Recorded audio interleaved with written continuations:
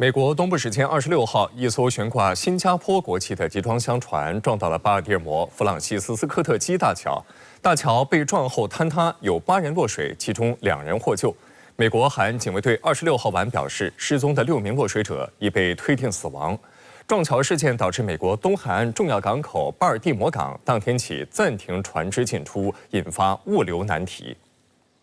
据《纽约邮报》报道，当地时间27号，美国国家运输安全委员会调查小组表示，已获取马里兰州巴尔的摩大桥坍塌事故中撞桥的达利号货船的黑匣子。报道指出，黑匣子或将提供导致该船在离开巴尔的摩港后失控的原因。事故发生前几分钟，可以看到船上灯光忽明忽暗。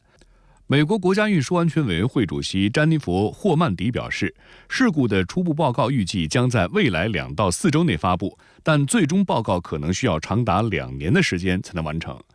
Divers recovered two victims of this tragedy trapped within the vehicle. The victims were identified as Alejandro Hernandez Fuentes, 35 years old, of Baltimore, and Dorlian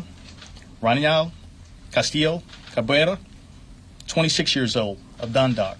美国马里兰州警方当地时间27号表示，搜救人员在水下约7.6米的地方找到一辆红色卡车，在车内发现2名遇难者遗体。美国马里兰州警察局局长巴特勒表示，此次桥梁坍塌事故中预计有6名建筑工人遇难，他们分别来自墨西哥、危地马拉、萨尔瓦多和洪都拉斯。 当天的搜救行动已结束，之后会继续寻找其他4名失踪人员。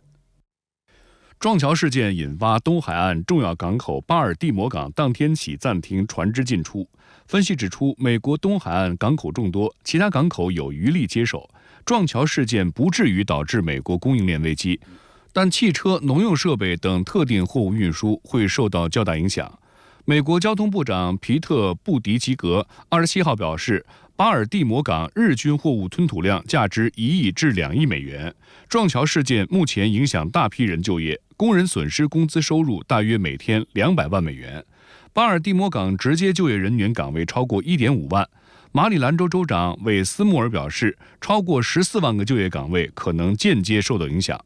专家认为，撞桥事件对经济影响的大小取决于巴尔的摩港暂停船只进出的时间。美国财政部长珍妮特·耶伦说，联邦政府供应链工作小组27号召开会议，评估巴尔的摩港暂停船只进出的影响。政府将尽全力尽快重开港口。